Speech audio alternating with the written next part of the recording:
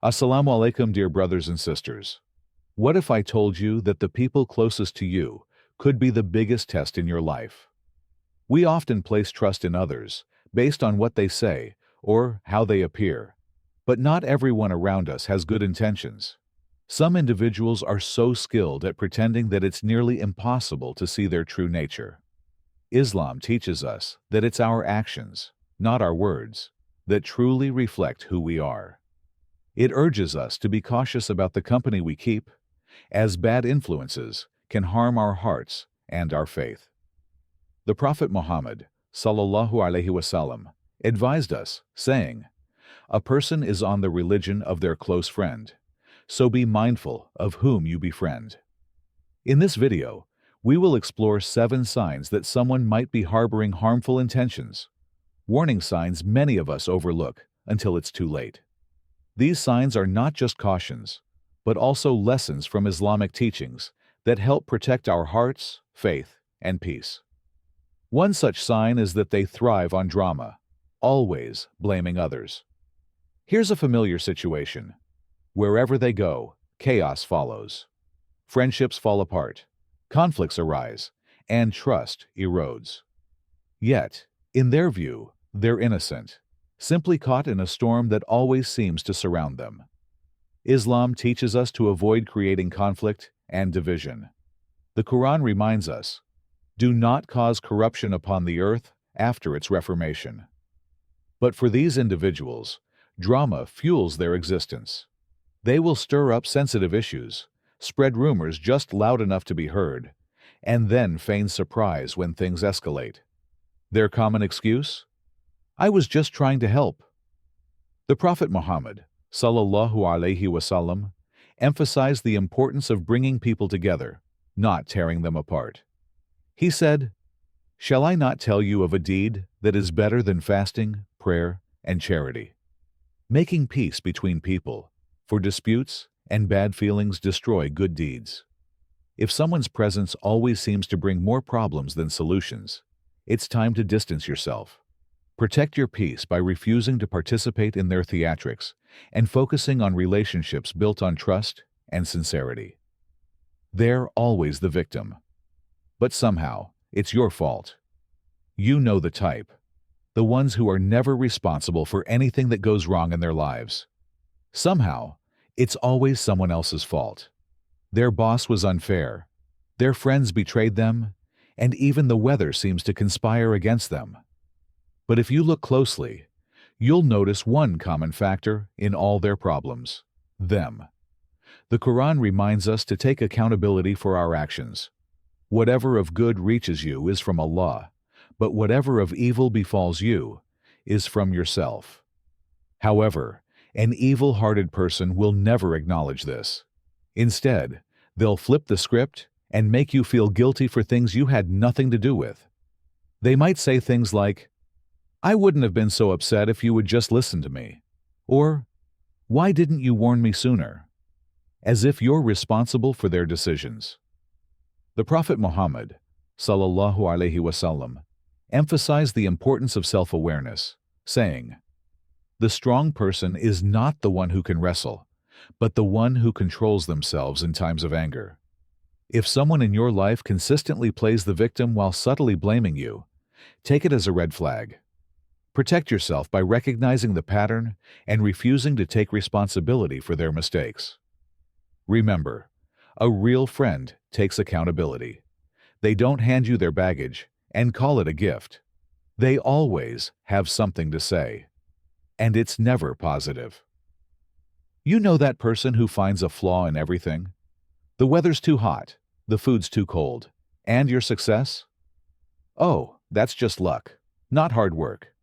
No matter what happens, their go-to response is criticism, wrapped in a fake smile. The Quran teaches us about the power of kind words. And speak to people good words. But these individuals clearly missed the memo. Instead, they specialize in draining your enthusiasm and planting seeds of doubt in your mind. Bought a new car? Must be nice, but I heard that model has terrible mileage. Got a promotion? Well, let's see how long you last.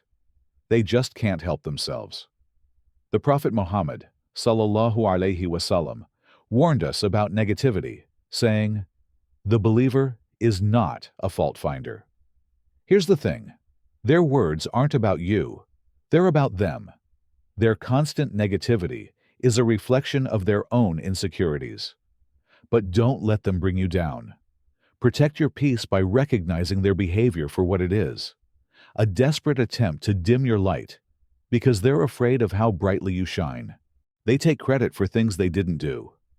Have you ever encountered someone who swoops in at the last minute, only to claim all the credit for your hard work? These individuals have a knack for taking what doesn't belong to them, whether it's recognition, ideas, or achievements. It's not just annoying. It's a sign of a manipulative and dishonest heart. The Quran warns us about such dishonesty.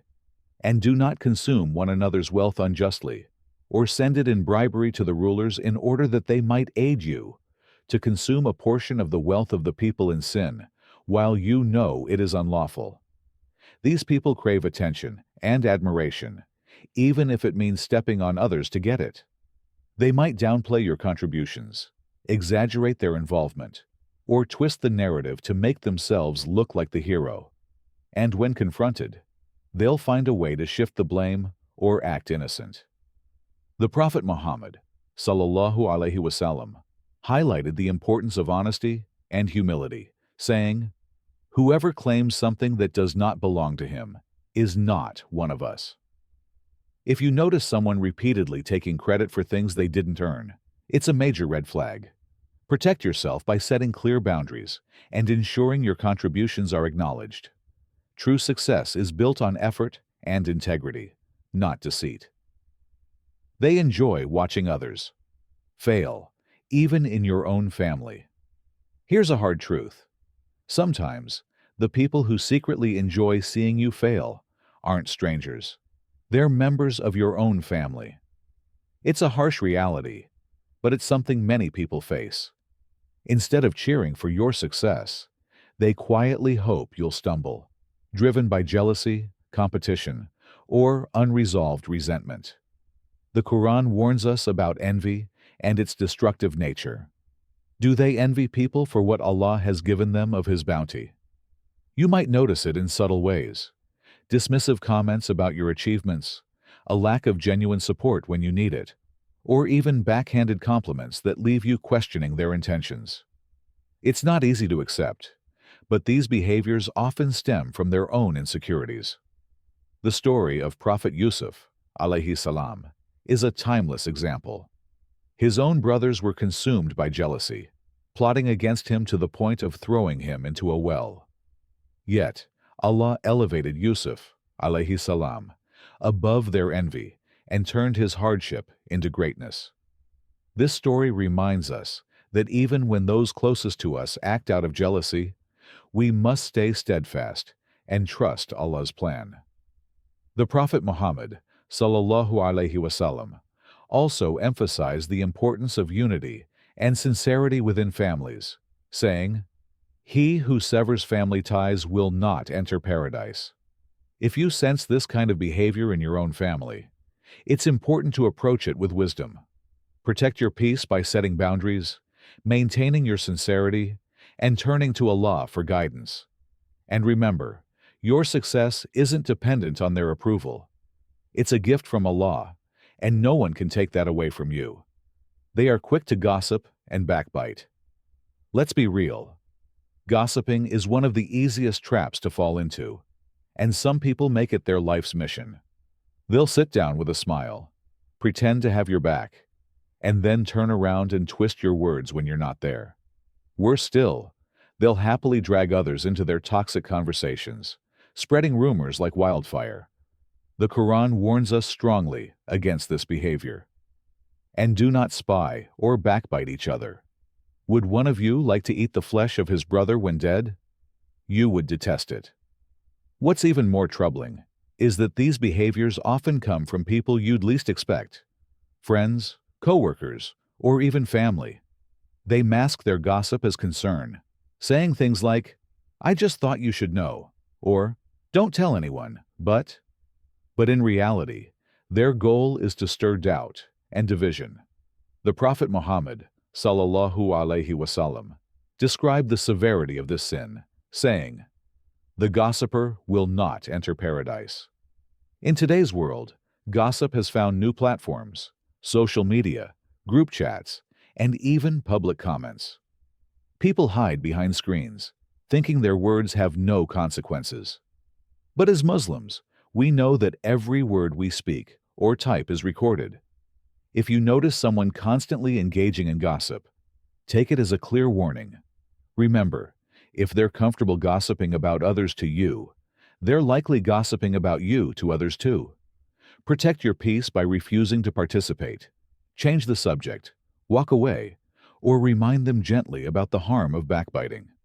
In the end, guarding your tongue is one of the most powerful ways to protect your heart and your faith. They pretend to care about you. Here's one of the most deceptive traits. They'll act like they care about you, but only as long as it benefits them. Their kindness isn't genuine. It's calculated. They'll offer help, lend an ear, or give advice, but deep down, their intentions are far from sincere. The Quran warns us about such deceitful behavior. And when they meet those who believe, they say, "We believe." But when they are alone with their evil ones, they say, "Indeed, we are with you. We were only mocking." You might notice it in their inconsistent behavior. They'll be overly nice to you in public, but dismissive or indifferent in private. Or they'll offer advice that seems helpful at first, but ends up leading you astray. It's all part of their act to appear trustworthy, while subtly undermining you. The Prophet Muhammad, sallallahu alaihi wasallam, warned us about hypocritical behavior, saying, "The signs of a hypocrite are three. When they speak, they lie. When they make a promise, they break it. And when they are entrusted with something, they betray that trust." If someone's care feels conditional or manipulative, it's a red flag. Protect yourself by trusting your instincts and seeking counsel from those whose intentions are pure. Genuine care is consistent and selfless, not opportunistic or calculated. As we wrap up, it's important to remember that these signs aren't just about identifying others. They're also a mirror for ourselves. It's possible that some of these traits might exist within us too, even if we don't realize it. None of us are perfect, and the first step towards self-improvement is acknowledging where we fall short. The Quran reminds us that Allah loves those who constantly repent and purify themselves. Surah Al-Baqarah 2:222. The Prophet Muhammad, sallallahu alaihi wasallam, also said, "Every son of Adam makes mistakes, and the best among those who make mistakes are those who repent." If you've recognized any of these traits within yourself, don't lose hope. Allah's mercy is endless, and it's never too late to return to Him. Sincerely repent, seek His guidance, and make a conscious effort to improve. This is what truly defines a believer: the constant drive to grow and better oneself, regardless of how many times they fall. Take a moment now and say this dua: Ya Allah, purify my heart, guide me to the straight path, and give me the strength to overcome my flaws. If this message resonates with you, share this dua in the comments. Ya Allah, purify my heart. Your words could inspire someone else to reflect and embark on their own journey of self-improvement. And before you leave, don't forget to like this video and subscribe to the channel. It costs nothing but helps us continue spreading these essential reminders. Jazakallahu khair for being part of this journey, and may Allah guide us all to become the best versions of ourselves. Surah Al-A'raf 7:56. Surah An-Nisa 4:79. Surah Al-Baqarah 2:83. Surah Al-Baqarah 2:188. Surah An-Nisa 4:54. Surah Al-Hujurat 49 minutes and 12 seconds. Surah Al-Baqarah 2:14.